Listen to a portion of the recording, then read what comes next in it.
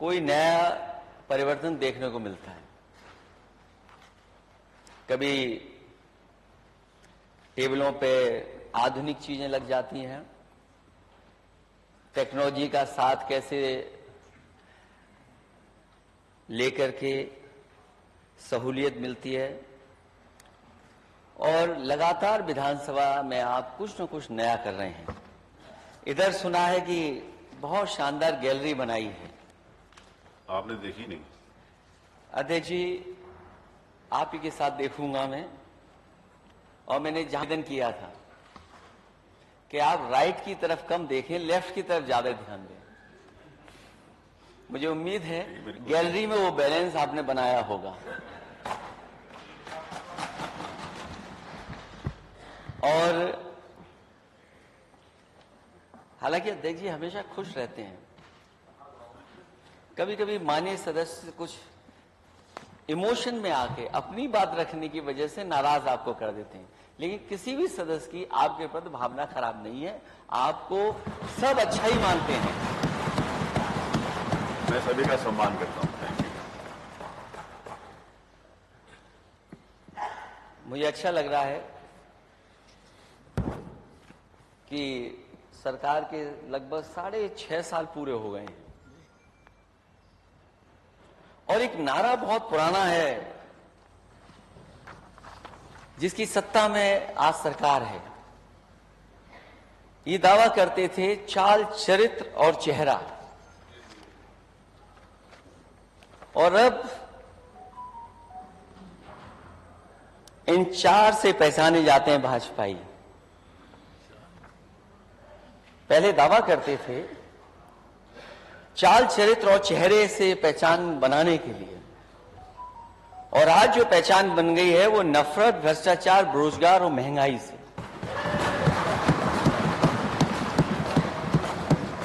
हमारे नेता सदन बहुत समझदार हैं,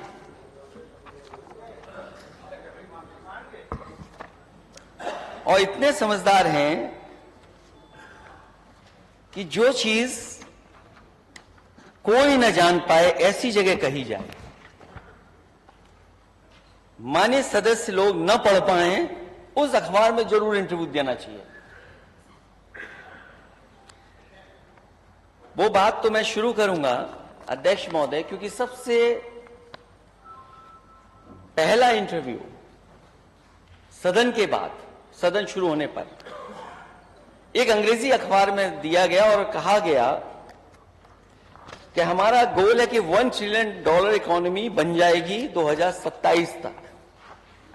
ये बात शुरू में भी हम लोगों ने कही थी, जब सदन में हम लोगों को अध्यक्ष महोदय बोलने का मौका मिला था बजट पर, कि इतना बड़ा सपना दिखाया जा रहा है कि $1 ट्रिलियन इकोनॉमी हो जाएगी। ये $1 ट्रिलियन इकोनॉमी बिना किसान की मदद के कैसे संभव है, बिना एग्रीकल्चर सेक्टर को बेहतर किए कैसे संभव है। जब इस इंटरव्यू को मैं देखता हूं तो मुझे ये लगता है कि इसमें बोला कम गया है, लिख करके ज्यादा दिया गया है।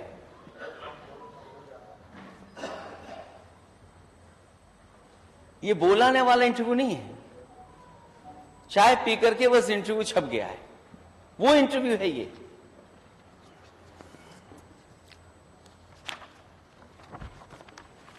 हमारे नेता सदन कहते हैं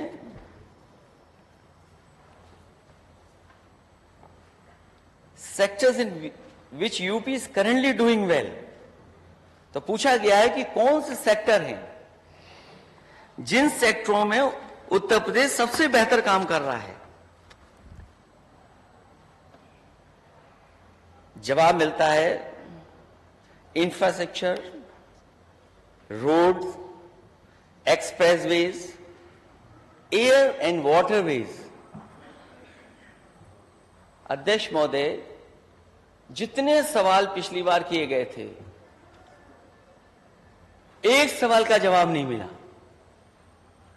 कम से कम नेता सदन ये बताएंगे कि जहां इतना इंफ्रास्ट्रक्चर का काम हो रहा है ये वाटरवेज कहां चल रहा है? वाटरवेज में कहां व्यवस्था बना रहे हैं? पूरे उत्तर प्रदेश में वाटरवेज कहां है आपके पास? Multi modal transport system. ये मल्टी मॉडल ट्रांसपोर्ट सिस्टम क्या है?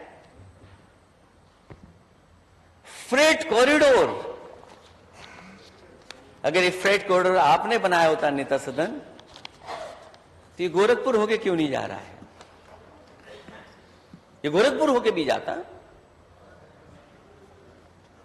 और फिर जितना पुरानी सरकारों का काम था फ्रेट कॉरिडोर का, वही चल रहा है। कोई नया फ्रेट कॉरिडोर नहीं हुआ है।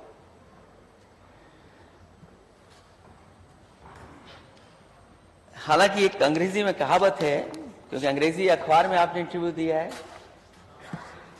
Charity begins at home. उसको किस रूप में आप कह रहे हैं वो भी एक इंटरप्रिटेशन है। नेता सदन प्रदेश को तो बाद में ठीक करें। कोई गली ऐसी बता दो गोरखपुर की जिसमें पानी ना भरा हो आज।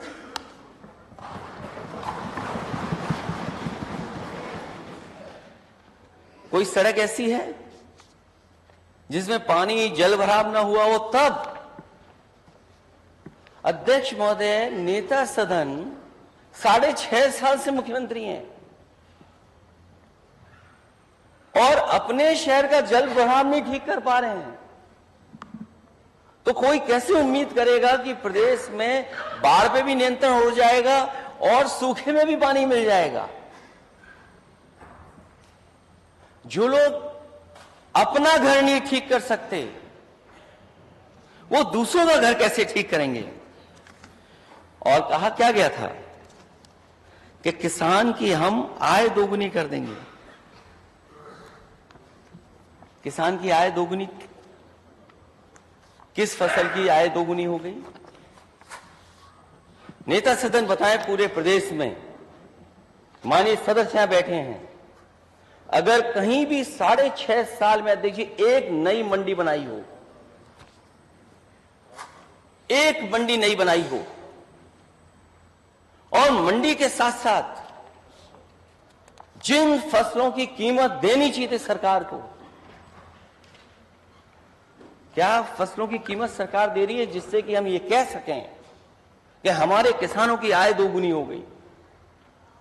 मुझे याद है जिस समय आलू की फसल थी, कोई दिन ऐसा नहीं गया जिस दिन आलू की शिकायत कोने कोने से ना आ रही हो। सरकार ने कहा कि हम आलू खरीदेंगे। बजट में हेड खोला आलू खरीदने के लिए। आज नेता सदन बताएंगे कि सरकार ने आलू कितना खरीदा। और अब निकलने का समय है।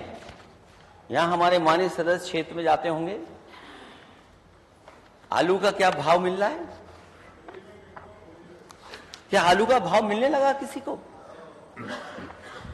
और अगर अभी कोल्ड स्टोर से आलू नहीं निकलेगा, बाजार में भाव नहीं मिलेगा, तो नेता सदन ये भी बताएं कि कितने दिन बाद दूसरी फसल आ जाएगी। अभी मक्का का सीजन था, क्या सरकार ने मक्का खरीदी? जो सड़ गई, क्या उसकी मदद की सरकार ने? और धान की तैयारी सरकार के पास क्या है कि अगर सरकार को खरीद करनी पड़ेगी तो क्या तैयारी? पिछली तैयारी तो हम लोगों ने भी देखी है। और गन्ना जिन क्षेत्रों में है, हमारे आरएलडी के माननीय सदस्य जानते होंगे, ये जितने बैठे लोग हैं, बताइए गन्ने का पेमेंट हो गया आपका? ये माननीय सदस्य पंकज मलिक बैठे हैं। देखिए अध्यक्ष महोदय, यही तो शिकायत रहती है। शिकायत मेरी नहीं है, इन माननीय सदस्यों के, जितने माननीय सदस्य हैं। सरकार कहती हमने इतना पेमेंट किया है, लेकिन सरकार ये भी तो बताए कि हमारा बकाया इतना है। और जिस तरीके से महंगाई बढ़ रही है, क्या सरकार उस हिसाब से गन्ने की कीमत दे रही है? और कितना बकाया है चीनी गन्ना किसानों का? गन्ना किसानों का बकाया। ये तो कहते हैं हम किसानों की आय दोगुनी करेंगे। क्या आपने आलू एक्सपोर्ट किया? आपने कहा कि हमने एक्सपोर्ट बढ़ा दिया इधर। हो सकता है कुछ चीजें एक्सपोर्ट हुई हों, और ऐसा नहीं है अध्यक्ष महोदय कि पहले एक्सपोर्ट नहीं होता था, पहले भी एक्सपोर्ट होता रहा है। आप कह रहे हैं कि आपने चावल एक्सपोर्ट किया है। मुझे लगता है ये दिल्ली और लखनऊ वाले इंजन टकरा रहे हैं। नेता सदन खड़े होकर बताएंगे कि एक्सपोर्ट कब से बंद है चावल का, कब से बंद है एक्सपोर्ट?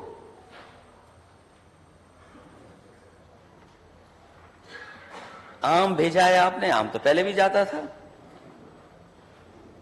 जिन लोगों ने मंडियां संभाली होंगी, मंडी सरकारों में रहेंगे, वो जानते हैं कि बहुत सी चीजें पहले भी एक्सपोर्ट होती थी।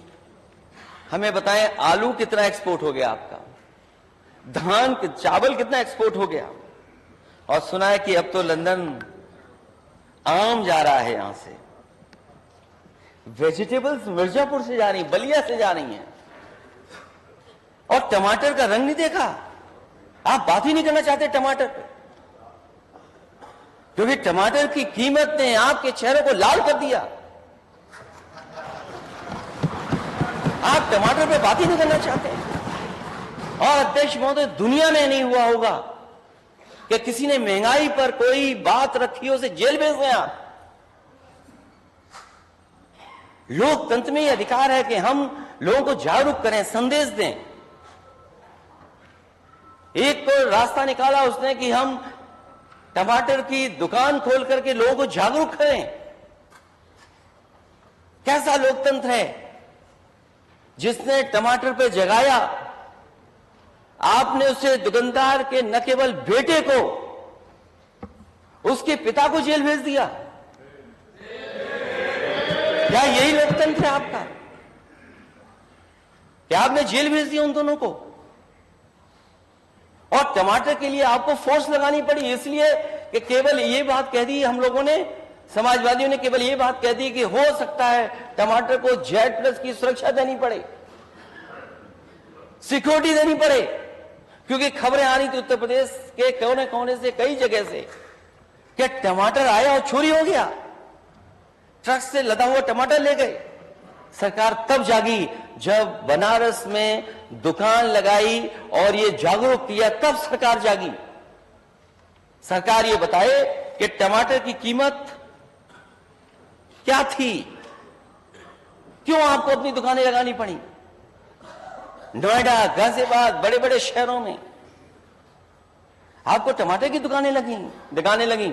सपना दिखा रहे $1 ट्रिलियन इकोनॉमी का, और आप टमाटर के ठेले लगा रहे हैं। और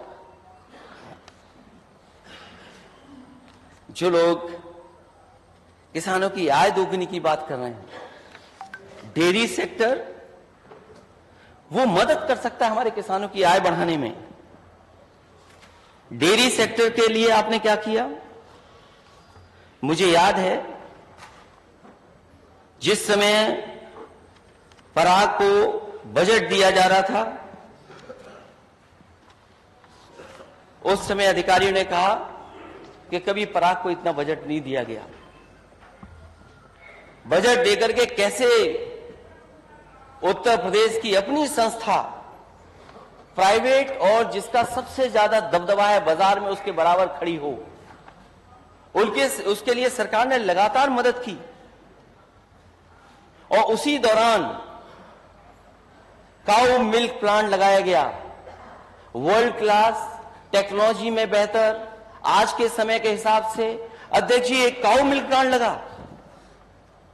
किसान गाय का दूध देने लगे। इस सरकार ने कहा कि गाय की क्या जरूरत है दूध देने की, आप भैंस का भी लाओ, हम मिल्क प्रोडक्ट बनाएंगे। मिक्स प्रोडक्ट बनने लगे उससे, और सरकार ने कोई बजट नहीं दिया। आज स्थिति ऐसी आ गई कि वो काऊ मिल्क प्लांट बंद है। केवल वही बंद नहीं है, ये मेरठ के हमारे माननीय सदस्य भी जानते होंगे, माननीय सदस्य जो मेरठ से आते होंगे, 256 करोड़ रुपए दिए गए थे डेयरी को उच्चीकरण के लिए, उसको अपग्रेड करने के लिए। क्या आपकी डेयरी प्लांट चल रहे हैं उत्तर प्रदेश के सभी? क्या डेयरी प्लांट सब चल रहे हैं? और अभी कुछ दिन पहले पढ़ा मैंने, क्योंकि सरकार के पास बजट नहीं है, इसलिए प्राइवेट हाथों में देने जा रहे हैं। प्राइवेट हाथों में डेयरी, जहां समाजवादी सरकार ने अमूल या प्राइवेट लोगों के बराबर खड़ा करने के लिए काम किया, ये प्राइवेट हाथों में बेचने जा रहे हैं डेयरी को। तो आप किसानों का भला कैसे करेंगे?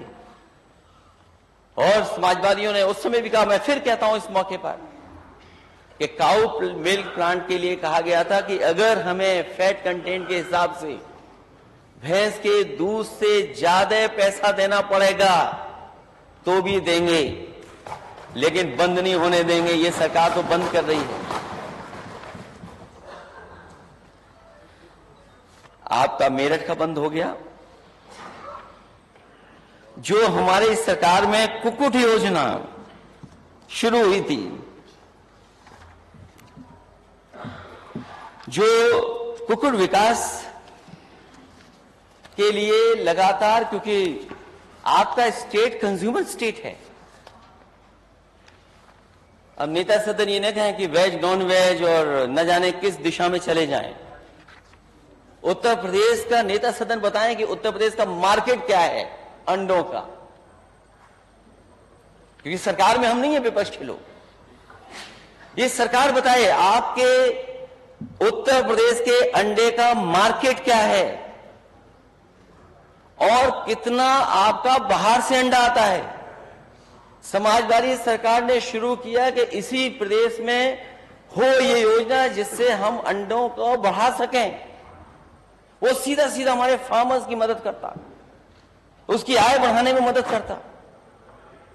आप इस योजना को खत्म करना चाहते हैं। हमें उम्मीद है कि अगर $1 ट्रिलियन की इकोनॉमी का सपना देख रहे हैं तो थोड़ा इधर भी ध्यान देंगे। ये जो जाने जा रही हैं, कभी गुलदार से, कभी टाइगर से, टाइगरेस से, या कुत्तों से, और कभी सांड से। नेता सदन, सांड का नाम आते ही आप मुस्कुराने लगे।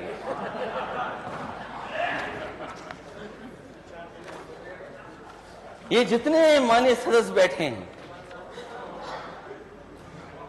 जो उस क्षेत्र से आते हैं, पीलीभीत के माननीय सदस्य उधर भी बैठे होंगे।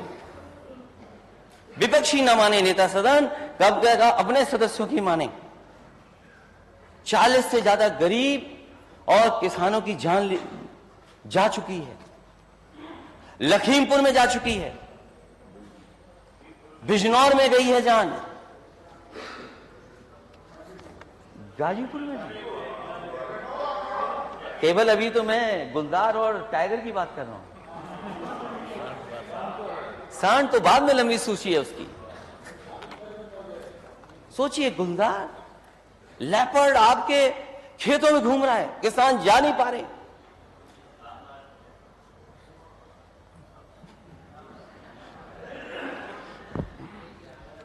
अध्यक्ष महोदय, ये सो रहे हैं या ज्यादा आंखें खुली हुई हैं? टाइगर आपका खेतों में, टाइगर्स खेतों में, और सूची लंबी है। बिजनौर की सूची पड़ी होगी हमारे माननीय सदस्यों ने कि कितने लोगों की जान जा चुकी है। कोई एक दिन 2 दिन की बात नहीं है, ये 7-8 महीने से चल रहा है। 7-8 महीने से लोगों की जान जा रही, खेत में नहीं जा पा रहे। पैदावार कैसे बढ़ाएंगे, खेती कैसे करेंगे, जीवन यापन कैसे करेंगे? और क्या सरकार मदद कर रही है उनकी? इतना बड़ा विभाग, और विभाग का काम क्या? उन्हें अपने हालात पे छोड़ दिया किसानों को। कोई दिन हफ्ता नहीं जाता जिस दिन किसान की जान न जारी हो। और माननीय सदस्य कह रहे हैं कि आज फिर चली गई एक जान। तो सरकार कर क्या रही है ये फिर? ये लंबी सूची है जिनकी जान गई है बिजनौर में या अन्य जिलों में। पीलीभीत लगभग 40 लोगों की जान जा चुकी है। क्या सरकार उनकी मदद कर रही है? क्या सरकार के पास कोई योजना है? सुनने में आ रहा है सरकार कोई नई गन खरीद रही है। तो इतने महीनों से सरकार क्या कर रही थी? ये हमारे पास सूची है बलरामपुर सराबस्ती के इलाकों में। यमानी सदस्य बैठे हैं। बड़ी संख्या में लोगों की जान गई और लोग घायल हुए हैं। घरों में घुस गया, गांव में घुस गया, लोग सो नहीं पा रहे हैं, खौफ में जी रहे हैं। क्या ये किसान नहीं है, गरीब नहीं है? और सरकार क्या कर रही है? क्या सरकार भी सो रही है क्या? यह सरकार अपनी आंख बंद करके बैठी हुई है तो उसे दिखाई नहीं दे रहा? पीलीभीत टाइगर रिजर्व लगभग 40 से ज्यादा लोगों की जान चली गई। 40 से ज्यादा लोग खेतों में घुस नहीं पा रहे, जा नहीं पा रहे, खेतीबाड़ी नहीं कर पा रहे। क्या सरकार कर रही है? मुझे याद है समाजवादी सरकार में अगर कोई घटना हुई होगी तो न केवल किसान दुर्घटना बीमा से बल्कि मुख्यमंत्री कोष से भी हम लोगों ने मदद करने का काम किया। उन परिवारों को 10-10 लाख 15-15 लाख रुपए दिया। क्या नेता सदन ये बताएंगे उनकी मदद करेंगे कि नहीं करेंगे उन परिवारों की? या वही थोड़ा बहुत मदद कर दिए? इससे काम चलने वाला नहीं। कम से कम जितनी समाजवादी सरकार में मदद होती थी उससे ज्यादा मदद करने का काम ये सरकार करे।